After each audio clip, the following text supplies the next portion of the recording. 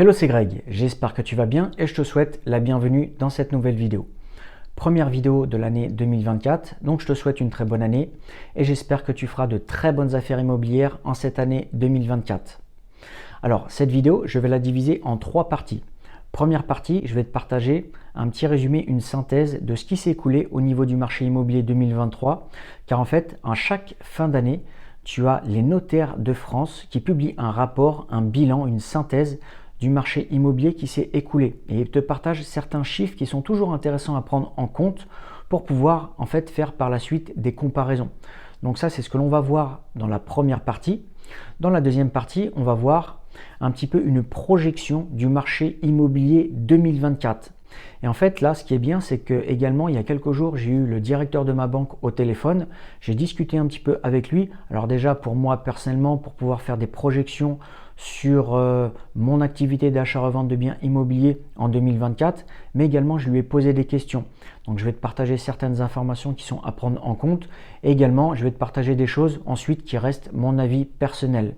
Et dans la troisième partie, on va voir aussi au niveau de l'achat-revente pur et dur, pour nous en tant que marchands de biens, qu'est-ce qui peut être intéressant à faire, qu'est-ce qui peut être bien, qu'est-ce qui peut être moins bien, à quoi on va devoir faire attention. Donc c'est tout ce que l'on va voir dans cette vidéo. Alors déjà, en introduction, ce que je voudrais te partager, c'est que je pense que le marché immobilier en 2024 peut être très intéressant pour faire de très bonnes affaires.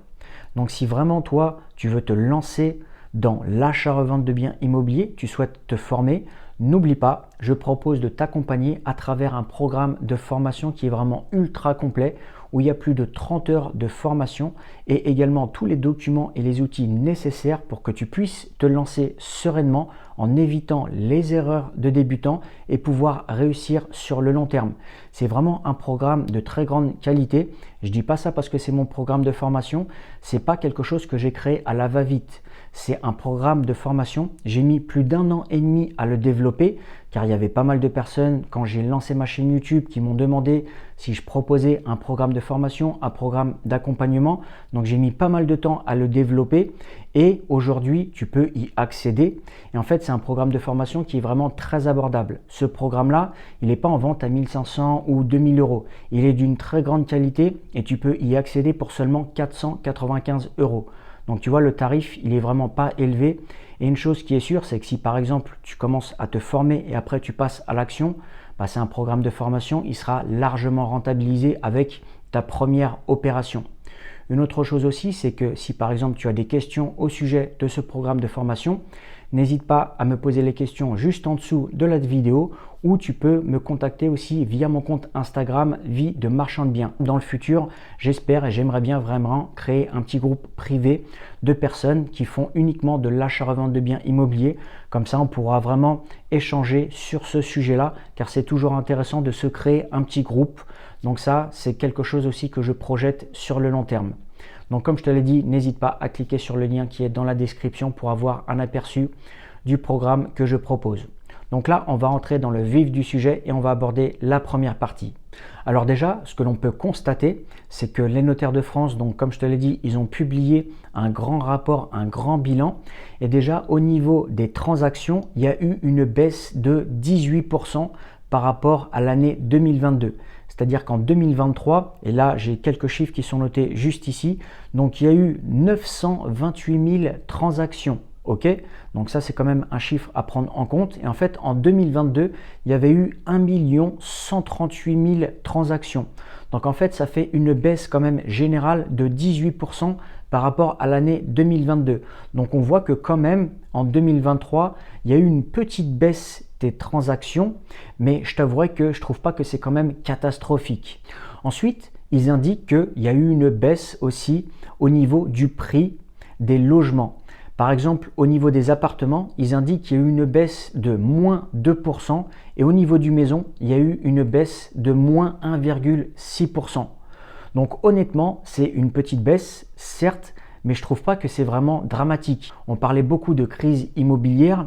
Pour le moment, il y a eu une baisse, mais comme j'en avais parlé dans une vidéo début d'année 2023 où je te disais qu'il y allait avoir une baisse en 2023, mais en fait, ça n'allait pas être une baisse vraiment drastique, ça allait être en fait une régularisation du marché immobilier.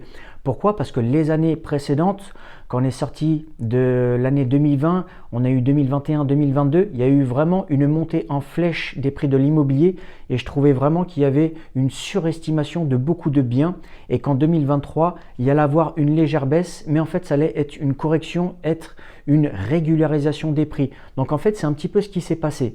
Ensuite, une autre chose qu'ils indiquent, c'est qu'il y a eu une baisse qui était plus importante en Île-de-France. En Île-de-France, ils indiquent qu'il y a eu moins 5,3% par rapport au logement en général, par rapport au prix des logements en général. Et en province, en fait, il n'y a pas eu vraiment beaucoup de baisse. Alors personnellement, moi, je suis situé en Île-de-France. Donc, je peux te confirmer vraiment que tous les prix qui ont été pratiqués, par exemple, début d'année 2023, j'ai vraiment constaté qu'au fur et à mesure de l'année, tous les prix baissaient parce que les biens ne se vendaient pas. Alors si par exemple toi tu es situé en province, dis-moi si par exemple dans ta région, dis-le moi dans les commentaires, est-ce que les prix ont stagné? Est-ce que les prix ont baissé?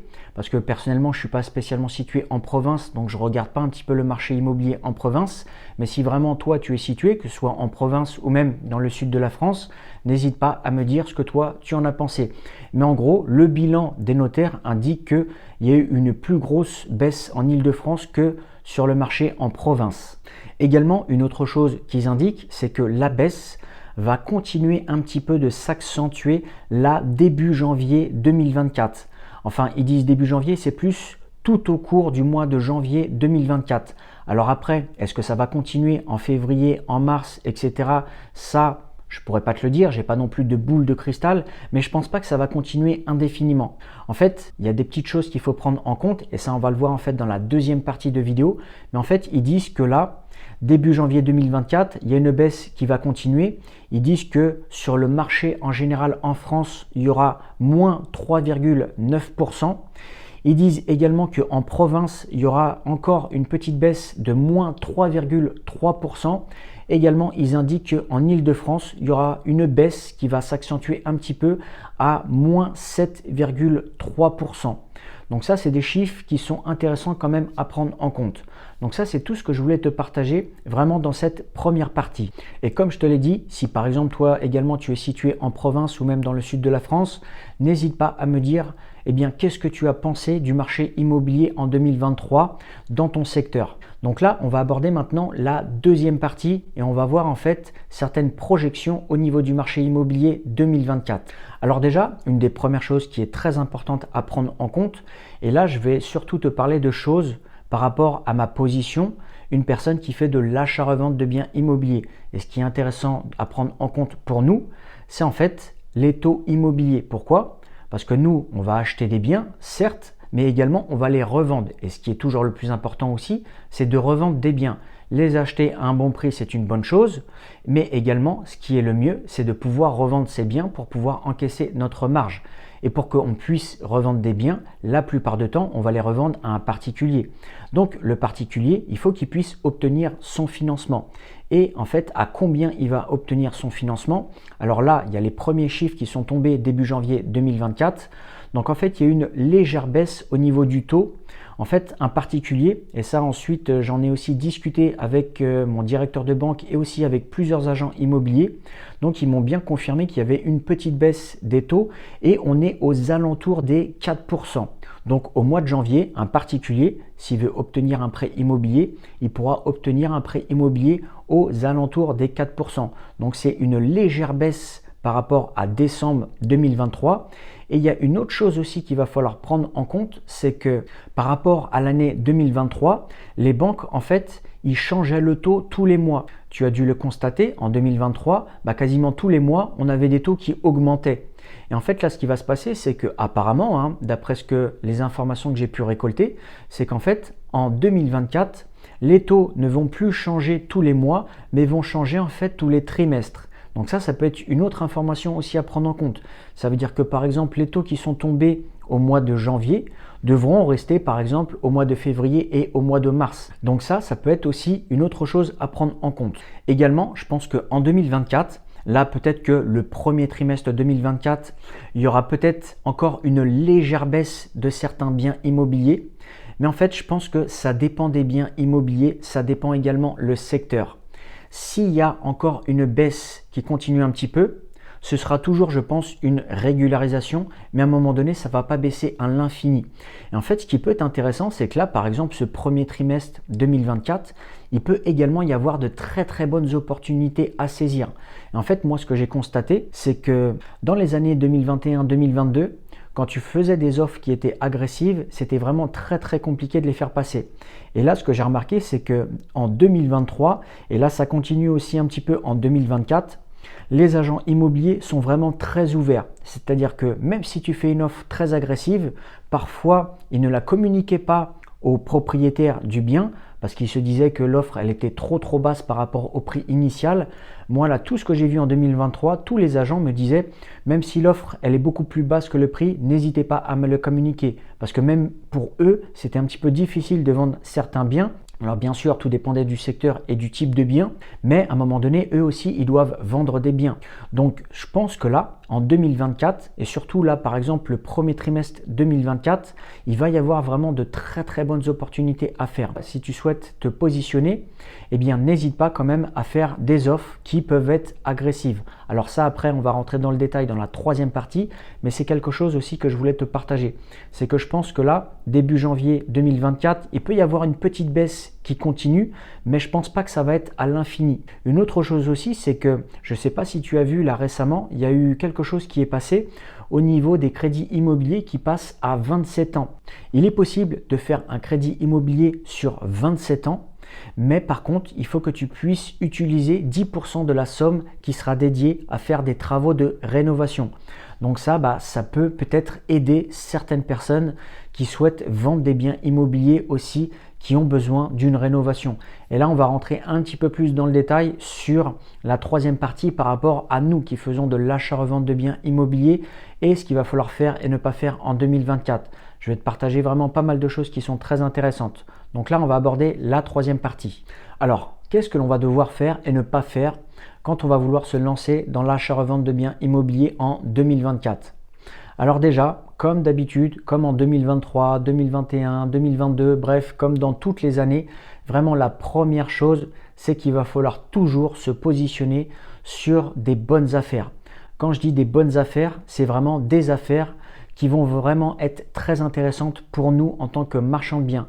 Comme tu le sais, nous, quand on va vouloir se positionner sur des affaires immobilières, ce n'est pas toutes les affaires. C'est-à-dire qu'en général, on va se positionner sur un petit pourcentage de ce qui est proposé sur le marché immobilier. Et en fait, ce que je t'invite à faire, c'est vraiment déjà de te positionner uniquement sur des affaires qui sont très très intéressantes. Même si tu vas mettre par exemple plusieurs semaines, plusieurs mois à trouver une bonne affaire, eh bien comme je le dis et je le répète souvent, ce n'est pas grave, d'accord? Il vaut mieux être beaucoup plus sélectif pour pouvoir sélectionner une bonne affaire où on va faire une bonne marge que se positionner sur une affaire à la va-vite juste pour se positionner sur quelque chose et au final faire une mauvaise affaire où on va dégager peut-être aucune marge. Donc ça, c'est vraiment le pire quand on fait une transaction, une affaire d'achat-revente de biens immobiliers. Et une chose aussi que tu dois prendre en compte, c'est quand tu vas faire tes calculs de rentabilité, prends toujours une marge de sécurité. Ce que je veux dire par là, c'est que par exemple, si tu fais tes calculs de rentabilité et tu te dis « Ok, sur cette opération, je suis susceptible normalement par rapport au calcul que j'ai fait de dégager une marge de 50 000, de 60 000 ou même de 70 000 euros ou même plus. On va prendre pour exemple 50 000 euros. Eh bien, prends une marge de sécurité et tu te dis « Ok, là, sur les 50 000, peut-être que je peux en dégager que 40 000 au cas où je dois faire une baisse. Ok? Et ça, c'est vraiment quelque chose de très important. Comme je dis souvent, des fois, quand on va vendre un bien immobilier, on va essayer de viser une fourchette peut-être haute ou une fourchette moyenne haute du marché, mais ce n'est pas pour ça qu'on va peut-être réussir à le vendre dans cette fourchette-là. Nous, on a fait nos prévisions peut-être dans la fourchette basse haute ou moyenne basse, mais on va quand même au début peut-être essayer de le vendre un petit peu plus cher. Donc ça, si on le vend plus cher, c'est tout bénéf pour nous, mais nous, notre projection, elle sera toujours avec une marge de sécurité, donc un petit peu plus basse. Et ça, c'est ce que je t'invite à faire. Fais tes calculs de rentabilité avec une marge de sécurité. Une autre chose aussi que je te recommande à faire, c'est augmente tes prévisions au niveau de la durée de portage d'un projet. Qu'est-ce que ça veut dire? Ça veut dire que en fait, si par exemple, tu te dis, ce projet-là, je vais le faire en 3 mois, je vais le faire en 6 mois, on va prendre l'exemple de 6 mois. Eh bien, augmente la durée prévisionnelle de portage de ton projet. C'est-à-dire qu'au lieu de te dire, là, ton projet va durer 6 mois, eh bien, dis-toi peut-être que ton projet va durer 7 mois, 8 mois, 9 mois. Ça, c'est très important. Pourquoi? Pour plusieurs choses. Déjà, au niveau de ton esprit, ça va quand même te rassurer. Parce que si tu le vends dans les 6 mois, tu te dis, c'est OK, là, je suis content, je l'ai vendu dans les 6 mois, il n'y a pas de souci. Par contre, dans mes prévisions, j'avais prévu que je le vendais en 8 mois ou 9 mois. Donc, dans tous les cas, c'est toujours tout bénef. OK? Et une autre chose, c'est que quand tu vas faire tes calculs de rentabilité, tu peux faire aussi des calculs de rentabilité par rapport aux frais de financement. Car si tu fais une demande de financement, tu sais que plus tu gardes ton projet, plus les frais de financement vont s'allonger. Donc, l'idée aussi, c'est que quand tu fais tes prévisions, tes calculs de renta, eh bien, au lieu de faire tes calculs de renta par rapport aux frais de financement sur 6 mois, fais tes calculs de rentabilité avec des frais de financement sur peut-être 7 mois, 8 mois, 9 mois. Nous, on a notre marge de sécurité, donc au final, on sait qu'on peut quand même avoir une marge de négociation. Car rappelle-toi une chose, toi, quand tu vas vouloir acheter un bien, tu vas toujours vouloir négocier le bien. Mais dis-toi qu'en face, si par exemple tu vends un bien qui est à rénover, et moi c'est ce que je t'ai dit, c'est ce que j'ai fait en 2023, j'ai vendu des biens qui étaient à rénover, c'était vraiment des biens qui étaient en forme de plateau, qui étaient vraiment bruts, où il y avait besoin soit de gros travaux ou d'un rafraîchissement. Et bien dans mes calculs de rentabilité, j'avais prévu cette marge de négociation. Je savais que je mettais le bien à tel prix, mais je savais pertinemment qu'il n'allait pas se vendre à ce prix-là. Je savais que les gens allaient négocier. Et ça, c'est ce qu'il va falloir prendre en compte. Tu prends en compte déjà la marge de négociation qu'un acheteur il est susceptible de faire. Également, tu prends en compte la marge au niveau des agents immobiliers. Parce que moi, personnellement, je collabore toujours avec des agents immobiliers pour pouvoir vendre un bien. Et bien sûr, eux, ils prennent une petite commission. Donc ça, il faut aussi le prendre en compte. Mais je t'avouerai que ce n'est pas une spécificité pour 2024. C'est toujours quelque chose que l'on doit faire sur le long terme à chaque fois qu'on fait nos calculs de rentabilité sur une opération. Une chose aussi qu'il va falloir prendre en compte et qui va être très très important, et là je pense que sur l'année 2024, ça va vraiment être valable pour cette année-là.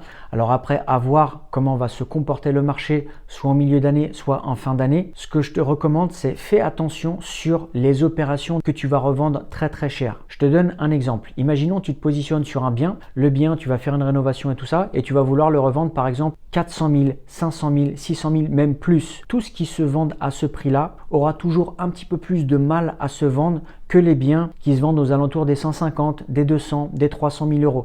Et moi, je l'ai constaté. Là, par exemple, dans mon secteur en Ile-de-France, tous les agents immobiliers avec qui je collabore, eh bien, tous les biens qu'ils ont dans leur portefeuille qui sont aux alentours des 400, 500 et même plus, ils ont beaucoup de mal à se vendre. Pour qu'il y ait une personne qui se positionne sur un bien à 500 000 euros ou même plus, fais les calculs. Fais des simulations par exemple sur internet, il faut quand même que cette personne-là, elle ait quand même un salaire qui est assez élevé. Et ça aujourd'hui, ça court pas les rues non plus. Donc si toi tu te positionnes sur une opération et que tu fais, je sais pas, une rénovation et que tu veux le vendre par exemple 400 000 euros, 500 000 euros ou même plus, dis-toi que peut-être que ça peut mettre un petit peu plus de temps à se vendre qu'un petit appartement que tu vas vendre 200 ou 300 000 euros. Ça, c'est une chose à prendre en compte très importante. Une autre chose aussi, c'est les opérations qui peuvent prendre beaucoup de temps. Si tu fais par exemple une rénovation qui va te prendre 8 mois, 9 mois, 12 mois, essaye d'anticiper un petit peu le marché qu'il y aura. Parce que si par exemple tu te positionnes en ce moment-là, par exemple début 2024, et que tu te dis, moi je vais sortir un produit fin 2024, eh bien il faut faire attention par rapport à ton secteur, par rapport à ton marché, à combien pourrait être le marché 12 mois après, d'accord? Donc c'est pour ça que ce que je t'invite à faire, c'est que là en 2024, fais attention sur les opérations qui vont prendre beaucoup de temps et également fais attention sur les opérations qui peuvent se revendre trop cher, ok? Une autre chose aussi, ce que j'ai remarqué, c'est que les biens clés en main, d'accord, parce que j'ai discuté aussi avec certains confrères marchands de biens et j'ai remarqué qu'en fait, les biens clés en main, rénovés vraiment de A à Z, qui provoquaient un coup de cœur, pouvaient se vendre beaucoup plus rapidement et également qu'il y avait beaucoup moins de négociations. Et d'un côté, tu me diras, c'est normal. Par contre, n'oublie pas ce que je t'ai dit juste avant, c'est si les biens valent vraiment très très cher, d'accord, que tu les vends aux alentours de 500 000 euros ou même plus, eh bien ça pourra quand même mettre un petit peu plus de temps. Même si tu vends un bien clé en main, même si tu vends un bien qui est vraiment nickel avec coup de cœur. Là, dernièrement, j'ai visité un bien, c'était un bien à Paris, d'accord, c'était un appartement. Quand j'ai posé des questions à la personne, c'est un bien en fait qui était revenu sur le marché. Elle m'avait dit qu'elle avait signé un compromis, une promesse de vente avec quelqu'un et cette personne-là n'avait pas obtenu son prêt. En fait, le bien que j'ai visité, il était aux alentours des 300 000 euros. Donc tu vois, pour te dire que pour certaines personnes, ce n'est pas facile d'obtenir un financement pour pouvoir acheter un bien à ce prix-là. Alors après, pour nous qui faisons de l'achat-revente de biens immobiliers, c'est un petit peu différent. Moi, je sais que par exemple, si je dois me positionner sur un bien à ce prix-là, ce ne sera pas du tout un problème. Mais pour d'autres personnes, si on revend le bien après par la suite, c'est ça le plus important, c'est que cette personne-là puisse obtenir son financement. Quand tu vas vendre un bien immobilier, fais attention à ton acquéreur potentiel. Essaye de vérifier un maximum, de faire attention à ce qu'il soit finançable. Tu vois, juste avant, je viens de te dire qu'il y avait une personne qui avait mis un bien en vente, une dame, où moi j'avais visité l'appartement et le bien était revenu sur le marché. Et quand j'ai posé des questions, j'ai compris que la personne n'avait pas obtenu son financement. Et ça, c'est vraiment quelque chose de très important. Là, dernièrement, j'ai vendu 3 appartements et les 3 appartements que j'ai vendus, j'ai vraiment fait très très attention. Et en plus, je collaborais avec un agent immobilier et je lui ai bien dit, on ne va pas signer un compromis ou une promesse de vente avec quelqu'un qui est susceptible de ne pas obtenir son financement. Donc, il faut avoir un maximum de renseignements pour qu'on soit sûr, même si on n'est jamais sûr à 100%, que cette personne-là puisse obtenir son financement. Mais après, je t'avouerai que de toute façon, quand tu poses des questions, quand tu te renseignes un maximum, tu peux avoir des informations et te dire, ok, cette personne-là, elle a un bon profil et pourra financer le bien. Cette personne-là, elle a un moins bon profil. D'ailleurs, si tu veux avoir des renseignements à ce sujet-là, j'ai fait une vidéo où je t'explique quelles questions il faudra que tu poses à une personne pour pouvoir essayer de vérifier si cette personne-là peut avoir un financement plus ou moins facilement. Donc n'hésite pas à aller consulter cette vidéo si ça t'intéresse. Donc là, dans cette vidéo, je t'ai partagé pas mal de choses. Il y a des choses qui restent un constat personnel, mais également un constat général du marché, que ce soit par exemple avec des agents immobiliers et également, je t'ai fait surtout aussi un retour de la réalité du terrain parce que je suis beaucoup sur le terrain à faire des visites, à côtoyer des agents immobiliers, des notaires et également des directeurs de banque, enfin surtout mon directeur de banque. Donc c'est vraiment un constat qui est un retour de la réalité du terrain. Donc j'espère que en 2024, tu feras de très bonnes affaires immobilières. Si tu veux te former au métier de l'achat-revente de biens immobiliers, comme je te l'ai dit, n'hésite pas à cliquer sur le lien qui est dans la description. Moi, je te remercie d'avoir regardé cette vidéo dans son intégralité. Elle était peut-être un petit peu longue, mais voilà, il y avait pas mal de sujets à aborder. Moi, je te dis à la semaine prochaine dans une prochaine vidéo. Ciao, ciao!